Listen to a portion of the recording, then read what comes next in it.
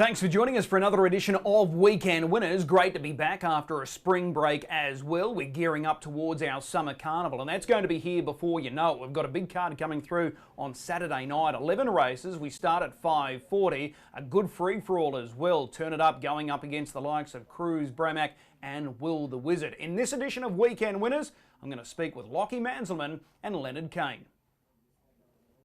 Lachie Manzelmann now joins us to go through his book of drives for Saturday night at Albion Park. It's a big program, 11 races, and Lachie is set to be a busy man on Saturday night. He's got a lot of key drives. He joins us now. Lachie, appreciate the time. No, thanks for having me. This first race, the Veterans Pace, they're always competitive races. Mr. Freeze is your drive, and you're drawn out in gate 6, but he's certainly going well enough to score here. Yeah, his run last week was super. He sort of just hit a flat spot from like the 600 to the 200, but he finished the race off really strongly, and back out to 2100 should help him. And just looking at how this race sets up with the barrier draw, a couple of the key chances have got awkward draws on paper. Cardles from Heaven, gate 7, the outside of the front row. Aphorism, the outside of the second row. So luck in running is going to play a huge role. Yeah, definitely. Cardles from Heaven he was super on Tuesday, so he'll be hard to beat, but hopefully we can stay in front of him and make him chase us. Okay, so initially you want to sort of go forward here despite the wide draw? Yeah, I think so.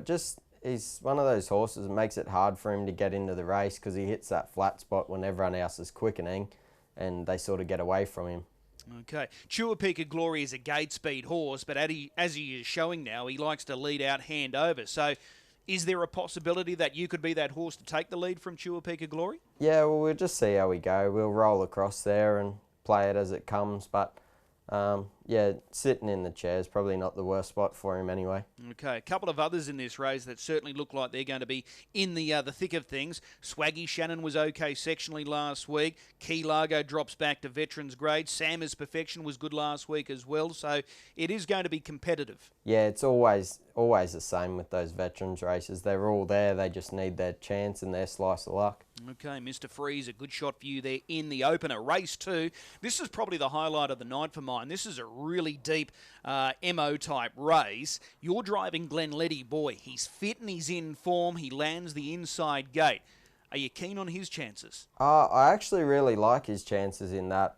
Like, obviously, like the horses like Tizza Sizzler and other horses like that, they're going to be hard to beat, but we got the right draw and he's going really well, so can't see why he can't be there. Is this your first sit behind Glenletty Boy? Yeah, I've actually never driven him before. Okay. Now he's in form, there's no doubt about it. He's been placed at his last 4. He wasn't far away last week when 3rd. So, gate speed, have you been able to delve into the gate speed of Glenletty Boy? How much does he possess? Oh, I haven't really looked at it that closely, but racing against him and that, I know he's got enough to hold his own, so I'm sure where we need to be, he'll have enough to stay there. Okay, as I said, it's a deep race, but this is probably no stronger than what he's been meeting of late. No, and yeah, like you said, he's in form and he's racing super. He's probably going the best he really ever has, so got him at the right time. Okay, Tizza Sizzler, is he the horse to beat, though, if you had to single one out? I think so. He's proved his class time and time again, so I'm sure he'll be hard to beat. Okay, well, that promises to be a good race. Race number 2, but Glenletty Boy is your drive, and he's certainly right in the thick of things there. Race number 3, He Said, She Said. You pick up this drive for trainer Graham Dwyer. This looks fairly open, this race. There's no real standout performer. How do you see it? Yeah, like you said, it's pretty open. The backline draw probably makes it a little bit tricky, but we'll be playing around. Okay. Now, he hasn't been far away of late. He's passed 5 starts, no further back than 5th. He's been placed on several occasions. In your opinion, does he struggle to convert? Should he have a few more wins against his name compared to what he has currently? I think he led around Redcliffe a few starts ago, and I think that was his race to win, and He's Sweet sort of sat parked and run him into the ground, but I don't really know what the issue is, but yeah, he's always close, but he just never seems to finish him off. Okay, you've got a nice trailing draw here behind So Much More, and he's going really well for new trainer Stephen Senior, so you should land a good spot early. Yeah, hopefully we land close enough. Yeah. All right, well, that's race 3, number 9, He Said, She Said. You can sit out race 4. Race 5, this is a good quality mares race, but unfortunately you've got a poor draw here out in gate 7 with Delightful Reason. But she's going well enough. Yeah, she's been super of late. Her last 2 runs have been really good. Granted, she's been on the fence, and that's where she likes to be, so drawing 7 makes it a little bit tricky, but we'll have to find our way to the fence at some point. Okay, Gendon Strike. She looks the class runner of this field. Is she the obvious one to beat here? Yeah, she's really found her form again lately, and yeah, she'll be hard to beat. Okay, but Delightful Reason, if the breaks come her way, she can certainly feature? Yeah, she's always thereabouts, but she needs the fence. All right. Race 6 again for Ronnie Salas. Again, you've got gate 7, I'm a Socialite, but she too's going really well. She's won 2 of the last 3. Yeah, I think this race sort of is probably her grade. She won her mares quali 2 or 3 starts back, and she won again last week, and she's going really well, but I think this will find her out. Okay, what were the expectations for her when she arrived from Perth? Did you think, she'd get through the grades quickly, or did you think, where she's at is pretty much what she is? I think she's probably exceeded expectations, really. Her first trial at Redcliffe, she wasn't really ready, but it was quite poor, and we thought, oh, maybe she's not going to be up to what she needs to be, because she come across highly rated, and she's only a 3-year-old filly, so it sort of made it hard for her. And then she trialled a bit better at Albion, and then she ended up winning her mares quali, which that was the end goal for her, and then she's come out and won another one since then. So she's probably exceeded expectations. Okay, and just looking at this field, couple here in good form. Convair Hustler's a last start winner. Parama's going really well. Obi-Wan drops in grade, so they look the main dangers. Yeah, Parama's racing super at the moment, but in saying that, if we get close enough without doing too much work, she could finish over the top of these. Okay, so an each-way shot there. I'm a Socialite. And then we go across to the open class race, which is race 9. Just the 6 runners. You're driving Subtle Delight. He's second up. Obviously, he's going to strip fitter, but he'll probably need to. Yeah, definitely. He's coming back from a few niggling issues, but he trialled good, and his last start wasn't terrible. So he'll just be there for a run. It's a very open and tough free-for-all this week. Yeah, the 3 main players look to be Will the Wizard, Cruz, Bromack, Turn It Up. Just on the start, how do you think this plays out? Do you think Will the Wizard leads, or do you think Turn It Up will fly off the gate early? Well, you never know. Pete loves to lead, so he'll want to hold, but I actually think Cruz Bromack's probably as fast out as any of them, so there could be fireworks there. Yeah, it should be a good race despite the small field. So a busy night coming up for you on Saturday night. Which drive are you most looking forward to? I actually think Glenletty Boy is probably my best chance for the night. Okay, race 2, number 1, Glenletty Boy. He's got the ace draw there, and he should continue his really good form. Lachie, as always, really appreciate the time. We'll see you trackside. Thank you. Leonard Cain now joins us to go through his book of drives on Saturday night, and he's got quite a few as well and some key chances. He's in the hot seat. Leonard, appreciate the time. No worries at all, Chris. Thank you. We start with this veterans race on Saturday night, and they're always competitive. You've picked up the drive on Swaggy Shannon, your first time behind this horse, but he's not out of this race. No, definitely not, Chris. It's a good drive to pick up, and like you say, he's been racing well recently, so it's definitely a good drive to be on. So I'm looking forward to that one, definitely. He's only had the 3 local runs, a first up second, followed by a win, and then last week he had an awkward draw, the inside of the second row, and he just ended up in a pretty awkward spot. But sectionally, he couldn't have been any better. So he is going well, so he just needs that little bit of luck. Yeah, definitely. Yeah, like you say, just a little bit of luck, and I think he'll be right there in it. The way he's going, you can't rule him out, that's for sure. Obviously, this is a much better draw compared to last week. How much early speed? I suppose you're still learning about this horse, and you'll continue to do form in lead up to this race. But if he has some early speed, it's going to be advantageous. Yeah, that's right. Yeah, I think he does get out quite good. But like you say, I've still got a little bit to look into yet over the next couple of days before Saturday. So we'll do our research, and hopefully if we can find the right sort of spot, I'm sure he'll be right in the finish. Two of the major players here are both facing tricky draws. Cardles from Heaven backs up from his win on Tuesday, but he's got gate 7. And Aphorism, who's won a few of these races recently, he's got the outside of the second row. So they're also needing that little bit of luck as well. Yeah, that's for sure, you know, and hopefully that might work in our favour a little bit too. So, you know, all we can do is hope and, you know, try and give him as best a trip as what we can, and hopefully he'll be right thereabouts. All right, race number 3 again for Sean Grimsey. He trained Swaggy Shannon. He trained So Am I. You know this horse well. He lands gate 4. What was the initial reaction with the barrier draw?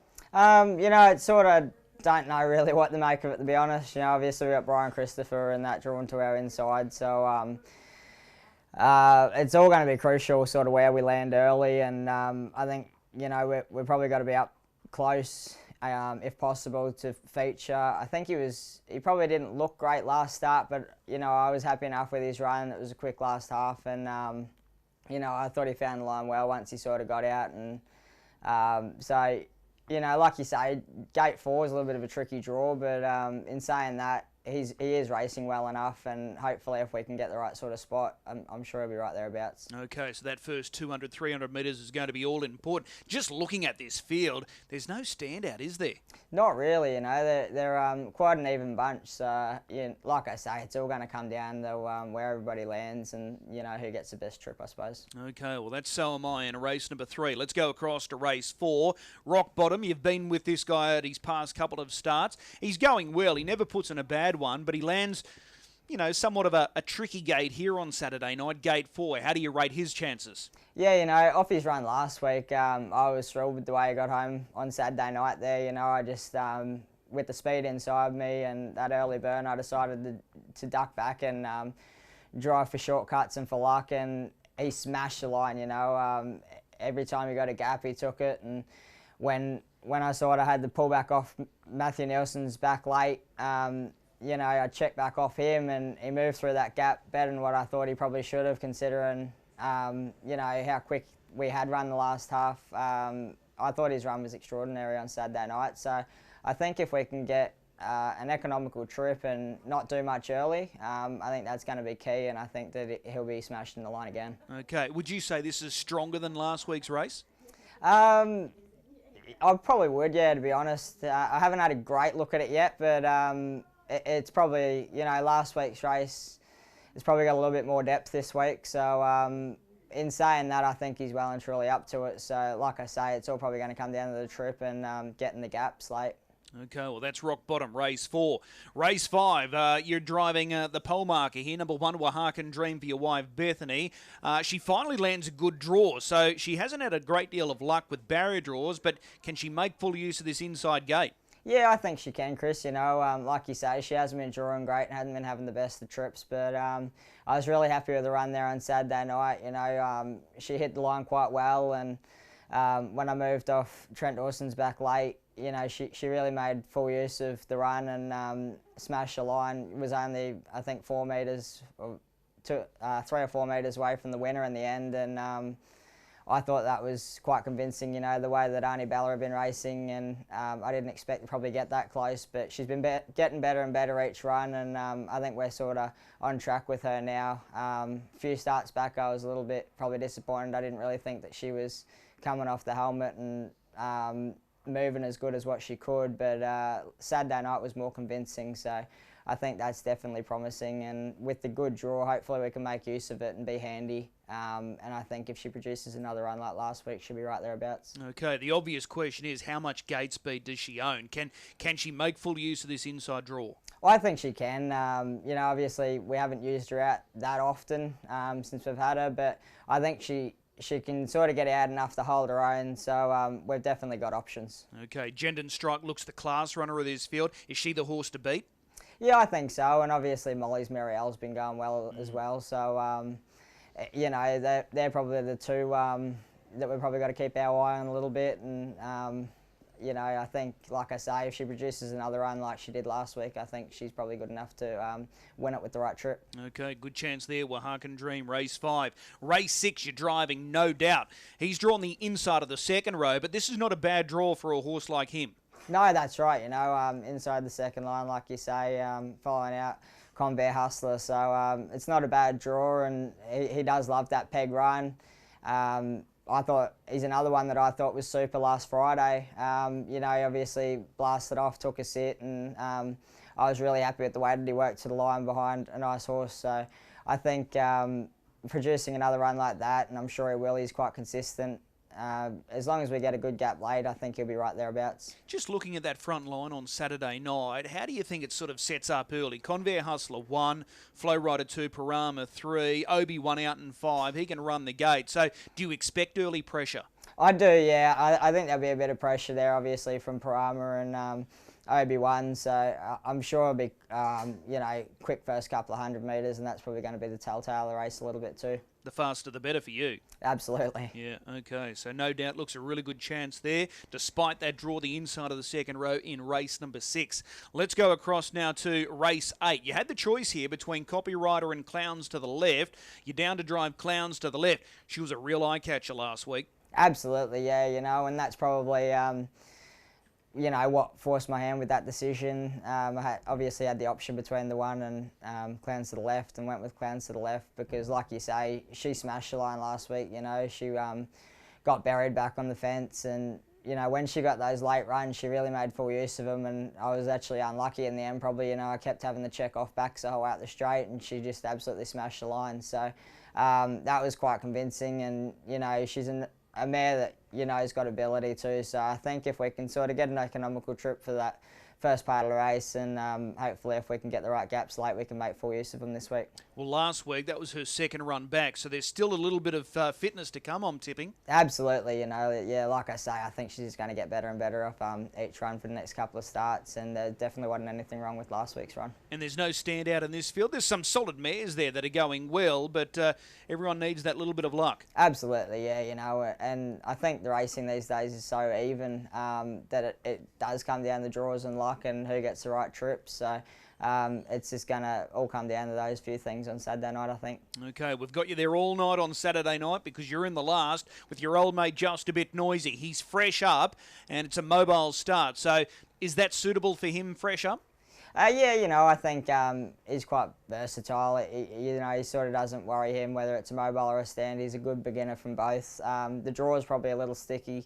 I think he drew out in 4, so that's going to be a little bit tricky. You know, I'll have a bit of a talk to Doug before the race and work out a bit of a game plan, you know, whether we, you know, try and sort of slide forward and gain a spot, or if we just sort of tuck in. Being first up, you know, he's not going to probably be 100% this week, but in saying that, I was really happy with his trial Tuesday a week ago.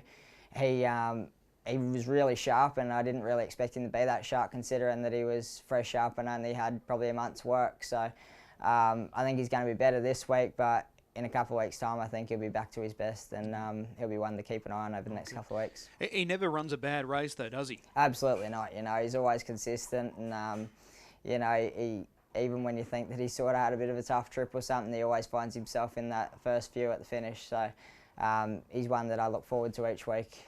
All right, well, it's a solid book of drives for you here on the weekend. Which one are you most looking forward to? Probably our own mare, Wahakan Dream. You know, she's got the draw, and her run last week was really exciting. So I think if we can land handy enough, I think she's probably the most exciting runner this week. Okay, race 5, number 1. As always, Leonard, really appreciate the time. We'll see you trackside. So easy. Thanks very much. As always, a big thanks to both Lachie and Leonard giving up their time and insights ahead of Saturday night's card at Albion Park. Time now for a good thing. I think we've got to be a little patient here on Saturday night. Towards the midway point of the card, race 7, number 7, Geldof. Yes, he's drawn the outside gate, but I think he looks perfectly poised here for Ryan and Denny Olivivas. Going really well, and this looks a really suitable race. So race 7, number 7, Geldof, marking him as the best bet on the program. You know the score. Stay in control. If you are gambling this weekend, please do so responsibly. We'll see you trackside at the Creek, the first of 11 getting underway at 5:40.